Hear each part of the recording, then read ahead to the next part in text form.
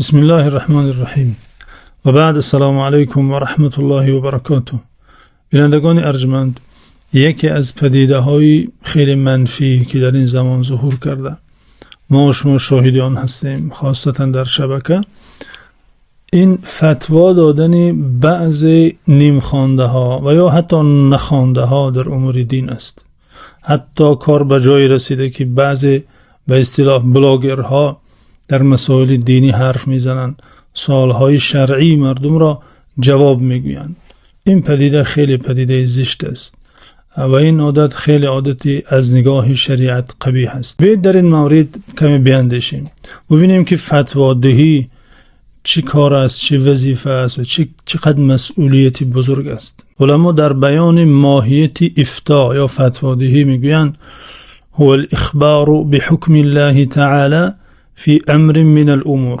فتوا دهی یعنی خبر دادن از حکم خداوند عزوجل در کاری از کارها، در حالتی از حالتها، یعنی کاری را، حالتی را، حکمش را بیان نمودن و از نام خدا حرف زدن است. از این است که امام نووی در کتاب خود آداب الفتوا میگویند الافتاء عظیم الخطر کبیر الموقع لأن المفتي وارث الأنبياء صلوات الله وسلامه عليهم ولهذا قالوا المفتي موقع عن الله تعالى. امام نووی گفتند الافتاء عظیم الخطر، کاری پر خطر است، کبیر الموقع، این مقام خیلی بلند است، زیرا مفتی وارث پیامبران است. از این خاطر علما گفتند مفتی موقع عن الله، شخصی که فتوا میدهد برابر به این است که از نام خدا امضا گذاشته.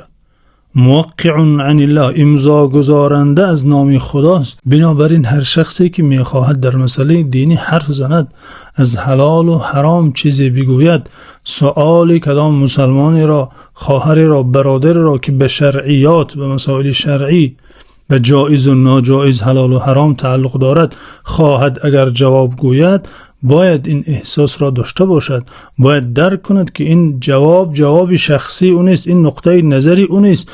وقتا جواب میدهد یعنی از حکم خدا جواب میدهد، یعنی از نام خدا امضا میگذارد، یعنی حکم خدا را خبر میدهد.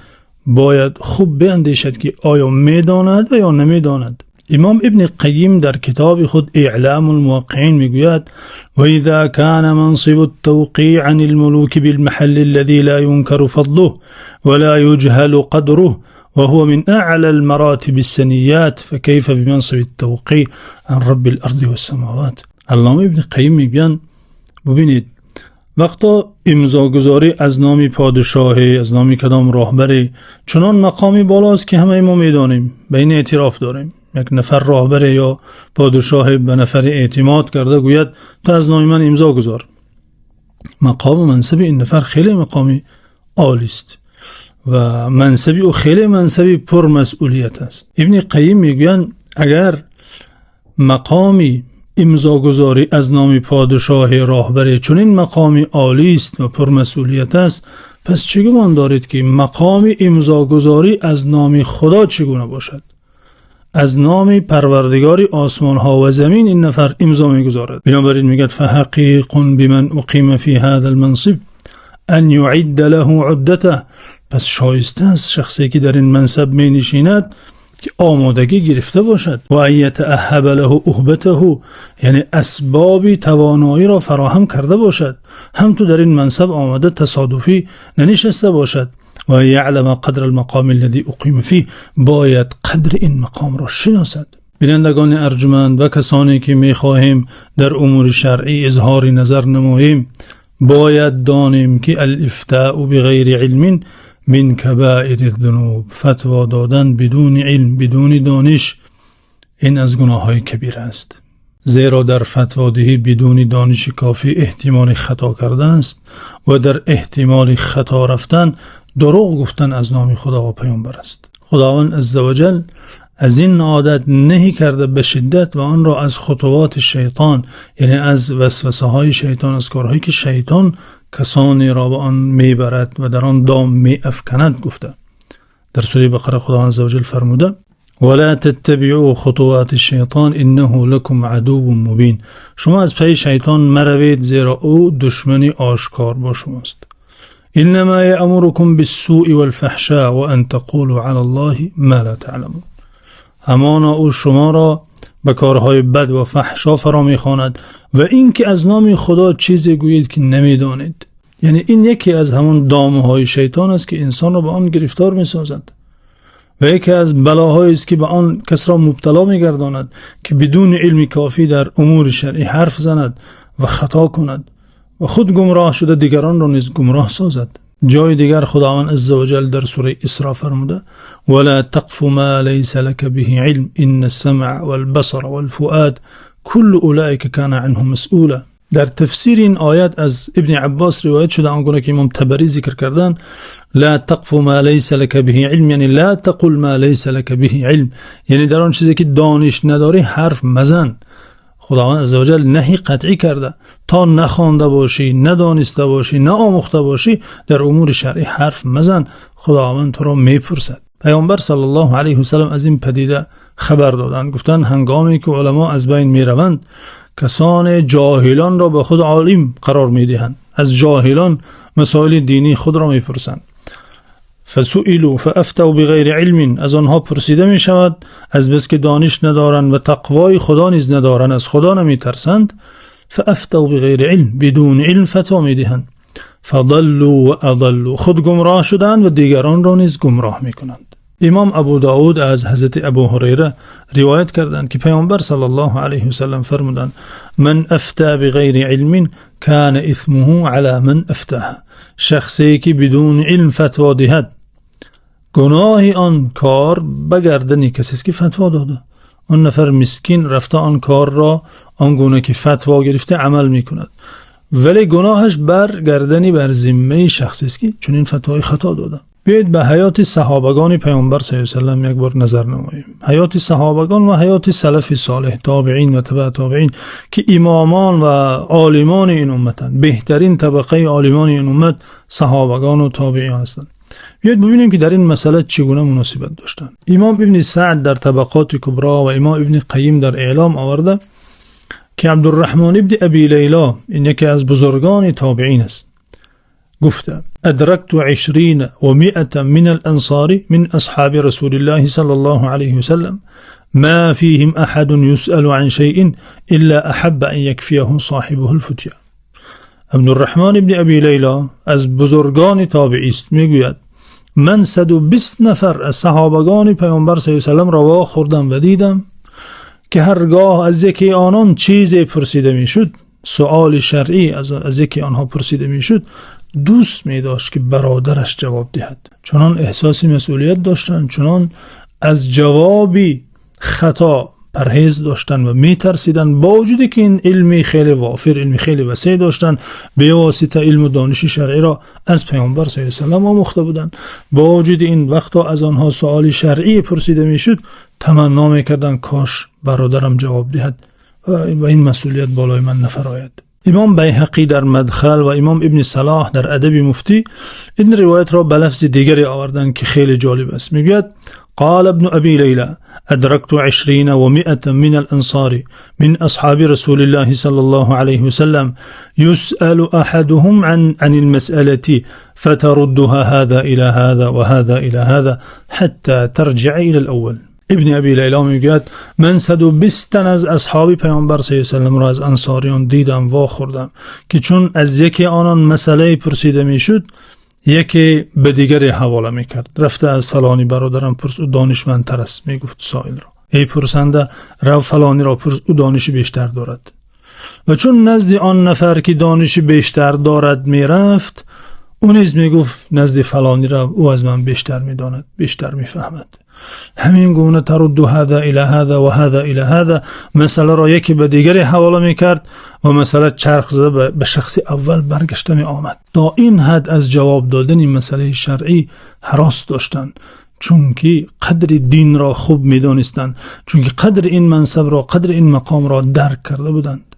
امام ابن عبدالبر در جامع بیان العلم و فضله آورده که ابو منهال یکی از تابعین میگوید سألت زید بن ارقم و البراء ابن عازب، یعنی من از این دو نفر صحابی هم از یاران پیامبر صلی الله علیه و سلم هستند، از مسئله صرف پرسیدم، یعنی عوض کردن طلا به نقره، یعنی تبادل اسعار و اصطلاح دیگر.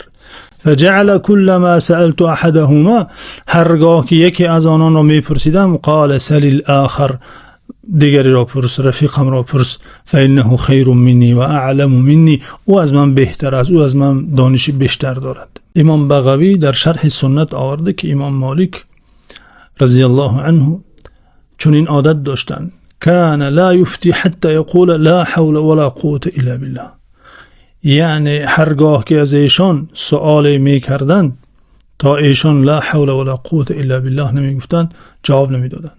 این کلمه را هنگام مصیبت، هنگام احساس یکم دشواری و سختی انسان میگوید. یعنی این امام دارالهجر است، امام مدینه منور است و محدث و فقیه بزرگ امت است. نفری است که 70 تن از امامان آن زمان شهادت دادن، گواهی دادن که سزاوار فتوادهی هستی ای مالک. با وجود این هرگاه از ایشان چیزی میپرسند، این حوقله را ذکری که برای حالتی ترس، حالتی وزنینی، یک حالتی مسئولیت است ذکر کرده، بعد جواب میدهند. امام ابن ابی حاتم در کتاب خود آداب الشافعی و مناقبه سخن از امام شافعی آورده که امام گفتن ما رأیت احدا من الناس فيه من آلة العلم ما في سفیان بن عیینه. یعنی امام شافعی از استادش، از شیخش نقل دارد و یکی از خصلت‌های شیخش را بیان میکند.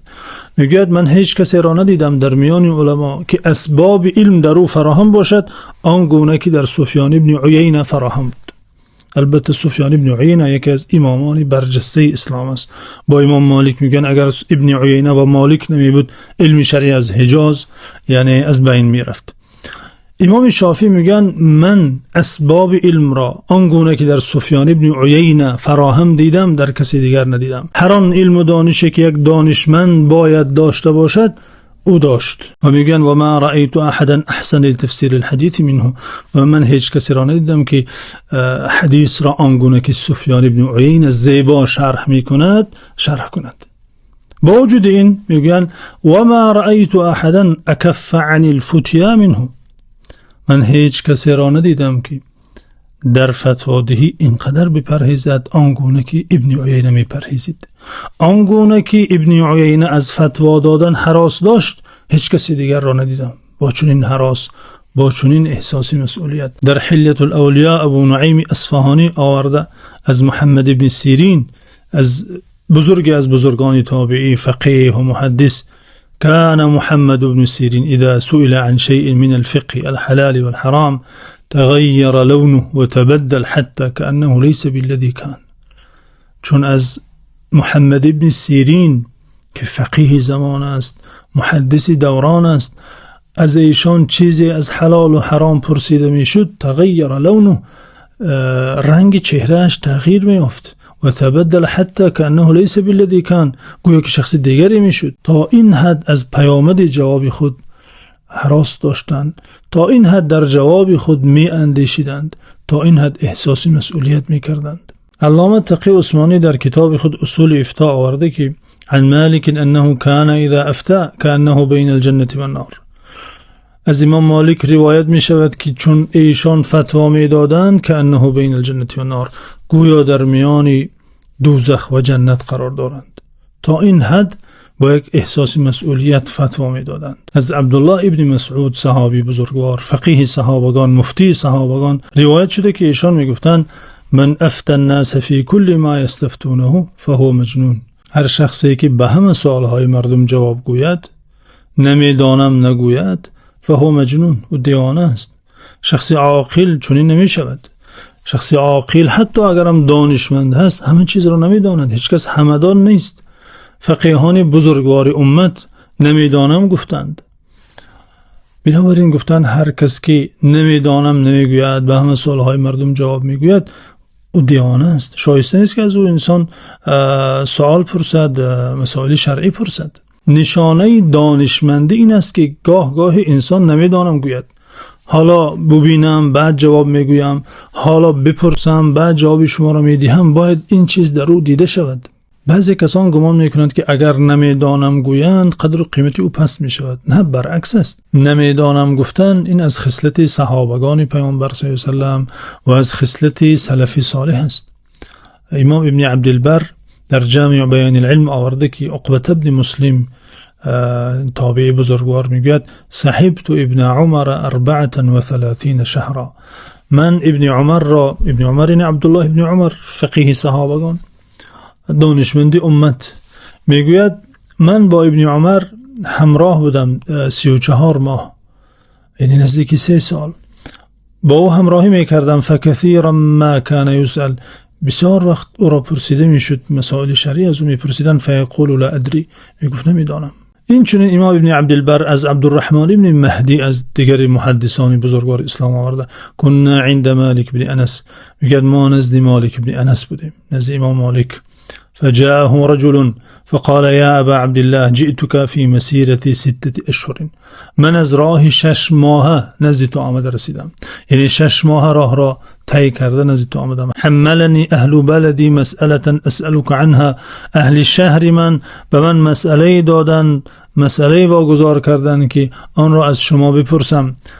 قال فسل، گفت بپرس، مرحمت بفرما. فسأله الرجل عن مسألة فقال لا احسنها.